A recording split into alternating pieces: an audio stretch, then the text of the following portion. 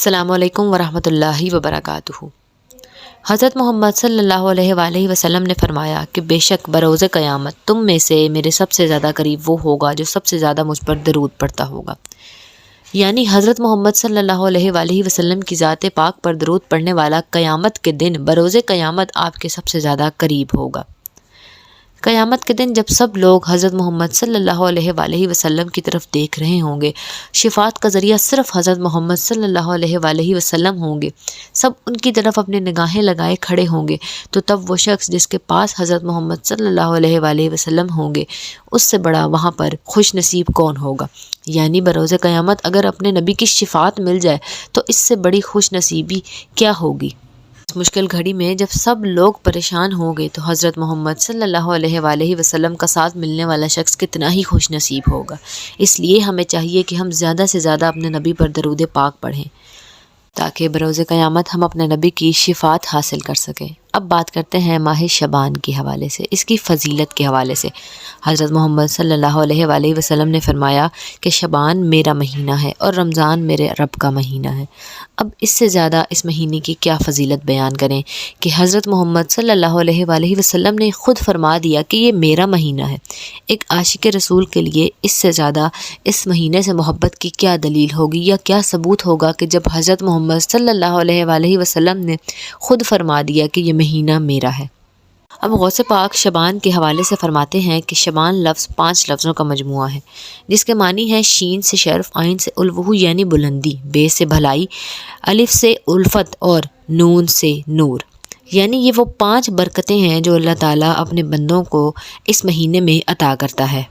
شعبان عبادت کے اعتبار سے بہت ہی فضیلت والا مہینہ ہے اور یہی وہ مہینہ ہے جس میں اعمال اللہ تعالیٰ کے سامنے پیش ہوتے ہیں۔ نبی پاک صلی اللہ علیہ وآلہ وسلم کا انداز اس مہینے میں یہ تھا کہ حضرت عائشہ فرماتی ہیں کہ میں نے حضرت محمد صلی اللہ علیہ وآلہ وسلم کو سب سے زیادہ روزے رمضان کے بعد شعبان میں رکھتے دیکھا ہے۔ شعبان میں رمضان کا انتظار کرنے کی ہمیں ترغیب دی گئی ہے،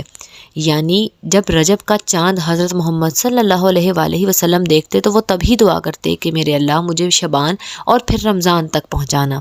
اب اس مہینے میں ہمیں شعبان اور پھر رمضان عطا کرنا، یعنی آپ صلی اللہ علیہ وآلہ وسلم رجب کے مہینہ جیسے ہی شروع ہوتا تو آپ یہ دعا کرتے کہ مجھے شعبان اور پھر رمضان تک پہنچانا۔ اب اس مہینے کا اور اس میں آنے والے نور کا انتظار کرنا، اس کے شوق میں بےتابیوں کا اظہار کرنا، یہ اللہ تعالیٰ کے ساتھ محبت کی علامت ہے۔ شعبان کے دن گن گن کر گزارنا کہ آج اتنے دن رہ گئے رمضان کو آنے کو، آج اتنے دن رہ گئے، یہ بھی اس سے محبت کی ایک علامت ہے۔ اب اس کے بعد بہت سے لوگ یہ سوال کریں گے کہ تو ہے کہ یہ مہینہ کب شروع ہوگا، پھر انتظار کیوں کیا جائے؟ یعنی متعین وقت پر اس نے آنا تو ہے اور جس کی زندگی ہوئی وہ اس کو پا بھی لے گا، پھر اس کا اس طرح سے انتظار کرنا؟ تو اس کا جواب یہ ہے کہ جب کسی کے کوئی رشتہ دار بیرون ملک سے یا کہیں سے بھی آتے ہیں تو وہ 2 ماہ قبل ہی اس کے انتظار کرنا شروع کر دیتے ہیں، گن گن کر دن گزارتے ہیں، اور جب آنے کا وقت قریب آتا ہے تو گھنٹے اور منٹ بھی گنے جاتے ہیں کہ اتنی دیر ہو گئی، اتنے منٹ ہو گئے، ابھی تک نہیں پہنچے، جبکہ یہ بھی معلوم ہوتا ہے کہ اس وقت پر وہ گھر میں پہنچ جائیں گے، کیونکہ ہمارے دل میں ان سے ملنے کے لیے ایک چاہت ہوتی ہے، ایک محبت ہوتی ہے۔ اور کئی ایسے بھی لوگ ہوتے ہیں جو بتا کر آ رہے ہوتے ہیں کہ ہم آ رہے ہیں، لیکن جب وہ ہمارے دروازے پر آ کر دستک دیتے ہیں تب ہماری اچانک سے آنکھ کھلتی ہے، یعنی ہم سو رہے ہوتے ہیں اور ہماری اچانک آنکھ کھلتی ہے اور ہمیں اس وقت پتہ چلتا ہے اور ہمیں یاد اس وقت آتا ہے کہ اچھا انہوں نے تو ہمیں بتایا تھا کہ ہم نے آنا ہے۔ اب یہ تو آنے والے پر منحصر ہے کہ ہماری اس سے کتنی محبت ہے یا کتنا لگاؤ ہے، ہم اس کا کتنا انتظار کرتے ہیں۔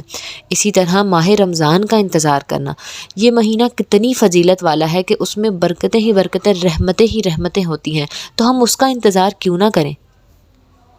کیونکہ آنے والے کے ساتھ ہمارا جیسا ربط ہوتا ہے، جیسا تعلق ہوتا ہے، جیسا رشتہ ہوتا ہے، ہمیں اس کا انتظار بھی ویسا ہی ہوتا ہے۔ اس لیے ماہ شعبان کا انتظار کرنا، دن گن گن کر گزارنا، بار بار اس مہینے کی بات کرنا کہ اب اتنے دن رہ گئے ہیں رمضان کے آنے میں، اب اتنے دن رہ گئے ہیں، یہ بھی اپنی جگہ ایک الگ فضیلت رکھتا ہے۔